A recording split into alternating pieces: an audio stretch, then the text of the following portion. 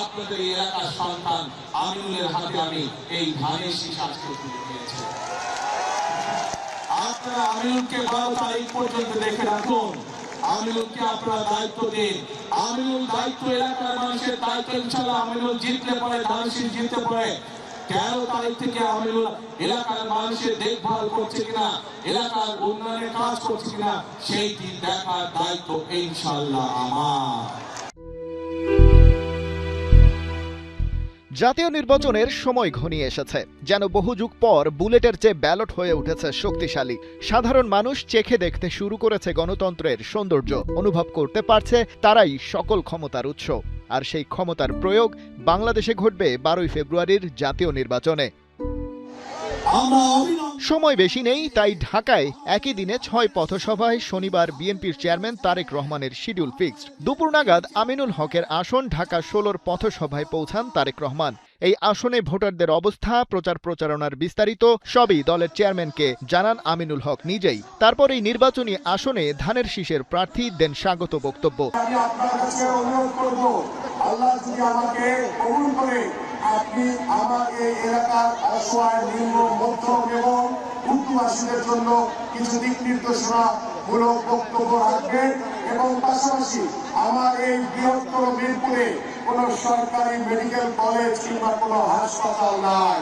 আল্লাহ যদি আমাদেরকে কবুল করে ইনশাআল্লাহ আমরা যদি সরকার গঠন করতে পারি, আমি আপনার কাছে নিবেদন করছি আমার এই এলাকায় একটি সরকারি হাসপাতাল এবং একটি সরকারি মেডিকেল কলেজ তৈরি করে দিবেন ইনশাআল্লাহ। বক্তব্যের কোথাও এলাকার জনসাধারণের কাছে ভোট চাইলেন না নিজে। নির্বাচনী প্রচারণার আয়োজন হলেও আমিনুল হক ফোকাস রাখলেন তার এলাকার সাধারণ মানুষের অপ্রাপ্তিগুলোর দিকে। বিএনপি সরকার গঠন করলে কি কি চাই সাধারণ মানুষের প্রতিনিধি হিসেবে সেসবই তুলে ধরলেন বাংলাদেশ ফুটবল দলের সাবেক এই গোলকিপার। আর নিজের বক্তব্যে তারেক রহমান জানালেন, এমন একজন আমিনুলকে দিয়ে হবে না, এমন অগণিত আমিনুলের প্রয়োজন নতুন বাংলাদেশ গঠনে। আপনাদের এলাকার সন্তান আমিনুল যেমন একজন প্রফেশনাল খেলোয়াড়, শুধু আমিনুল একা কেন হবে, আমিনুল মোতানো শত শত আমিনুল কিভাবে আমরা তৈরি করতে পারি দেশে, সেটির উল্লেখ আমরা করেছি প্রিয় ভাই বোনেরা। বিভিন্নভাবে গত 1 যুগের বেশি সময় ধরে নির্যাতিত হয়েছেন, অত্যাচারিত হয়েছেন, নিজেদের জীবন উৎসর্গ করেছেন। আমরা আমাদের সেই মহেন্দ্রক্ষণে উপস্থিত হয়েছি যেখানে আমরা নিজেদের রায় দিয়ে জনগণের সরকার প্রতিষ্ঠিত করতে পারবো। রাজা আসে রাজা যায়, সাধারণ মানুষের জীবনের সংকটগুলোই কেবল রয়ে যায়। আমিনুল হকরা উঠে এসেছেন ওই সাধারণ মানুষের কাতার থেকেই।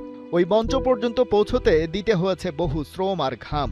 এবার তাই ব্যালট হাতে ভোটারদের প্রত্যাশা, শীতাতপ নিয়ন্ত্রিত পার্লামেন্টে সাংসদের চেয়ারে বসে ভর দুপুরে তপ্ত রোদে অপেক্ষারত এই মানুষগুলোকে আমিনুলরা ভুলে যাবেন না। খালিদ জামিল, ৭১।